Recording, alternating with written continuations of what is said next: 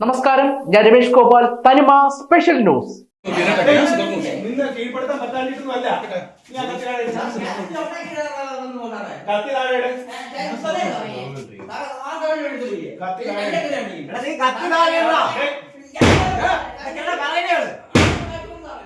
Aryankode police station പരിധിയിൽ KAAPA case പ്രതിയെ പിടികൂടാനെത്തിയ സിഐക്ക് നേരെ പ്രതി കത്തിവീശുകയും തുടർന്ന് സിഐ തൻസീർ അബ്ദുൽ മുഹമ്മദ് ഇയാളെ കീഴ്പ്പെടുത്താനായി തോക്ക് ചൂണ്ടുകയും ഇയാൾ വീണ്ടും കത്തിവീശിയതോടെ ഇയാളെ ഭയപ്പെടുത്തുവാനായി ഒരു റൗണ്ട് വെടിയുതിർക്കുകയും ചെയ്തു.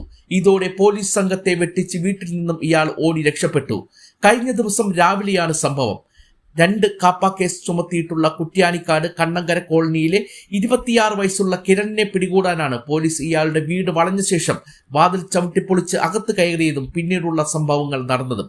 കൊല്ലം ജില്ലയിലേക്ക് നാടുകടത്തിയ പ്രതി കോടതി ഉത്തരവ് ലംഘിച്ച് രാത്രികാലങ്ങളിൽ വീണ്ടും ആര്യങ്കോട് കുറ്റകൃത്യങ്ങളിൽ ഏർപ്പെടുത്തുന്നതായി ഉള്ള വിവരത്തിന്റെ അടിസ്ഥാനത്തിലാണ് ഇയാളെ പിടികൂടാനായി സ്ഥലത്തെത്തിയത്. പ്രതിയെ പിന്നീട് കാട്ടാക്കടയിൽ നിന്നും പോലീസ് അതിസാഹസികമായി പിടികൂടി ഇയാളെ പിന്നീട് ആര്യങ്കോട് എത്തിച്ചു.